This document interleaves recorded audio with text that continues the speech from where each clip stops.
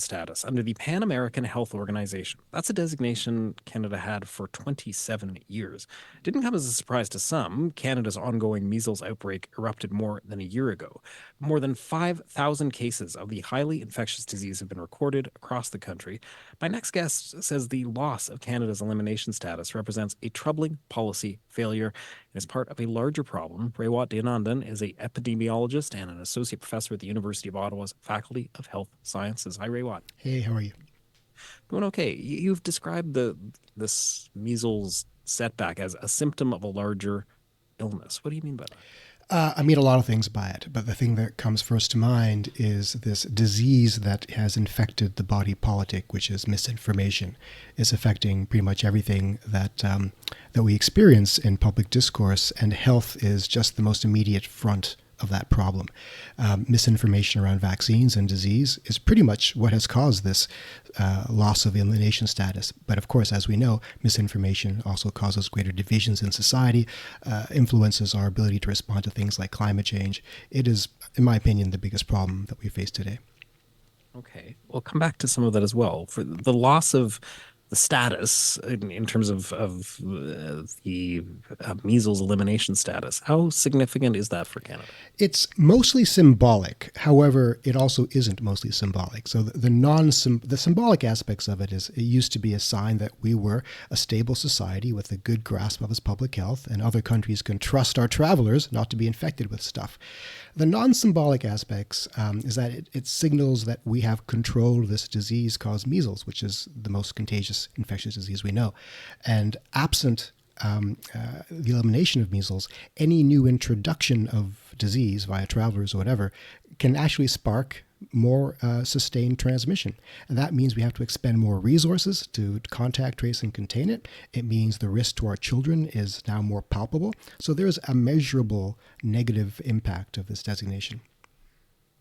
Like when we're talking about the transmission of measles in Canada right now, what does that look like? Because I think for some people they hear that when you're not keeping up, we could slide back into the levels of infection of the 60s or the 70s.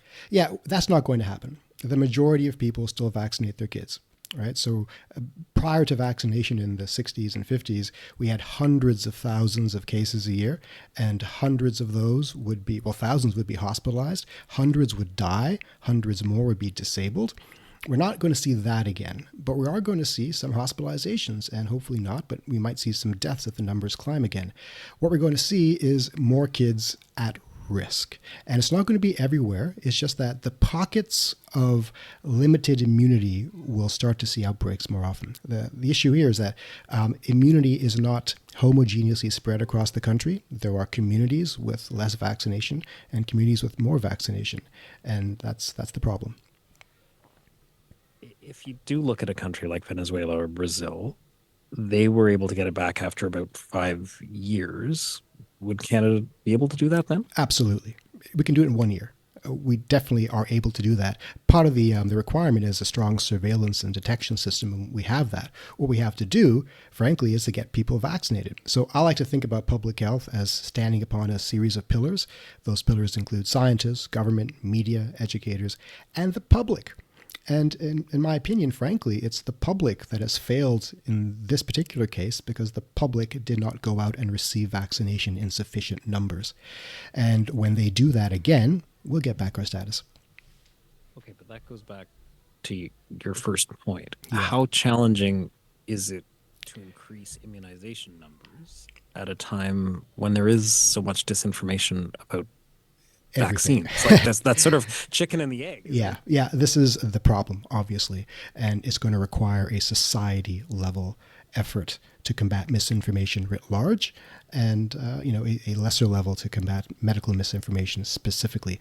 A lot of this is coming from the U.S., from the rise of RFK Jr., who famously is an anti-vaxxer and who espouses the most ridiculous pseudoscience claims about the dangers of vaccines. A lot of it is coming right from our own soils. Like my Twitter feed is filled with people saying the most ridiculous things. But yeah, we got to fix that. And again, it's not a lot of people. The thing is, most people still get vaccinated for measles in this country by a huge margin. It's just that measles is so contagious, we can't tolerate more than a handful of holdouts before herd immunity is lost.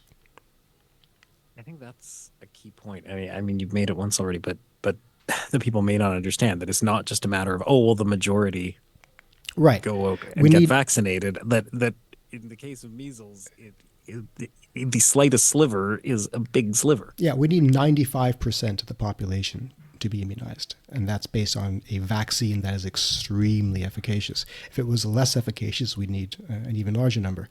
And we're not reaching that 95%. Cutoff. We get close to 90% in some places. Some communities have under 80%. And that's a large number, but it's not large enough. So we got to get there. There are public health experts calling for a registry, a national vaccine registry. I think Canada's the only G7 country without one. You alluded to this earlier, but do you think that's going to help get a better handle on this? I don't think we're there yet. We have a particularly sensitive rights-based society, not quite as sensitive as the Americans, but I think that might be a bridge too far for a lot of people right now. This is a delicate political endeavor, and we have to, tread carefully.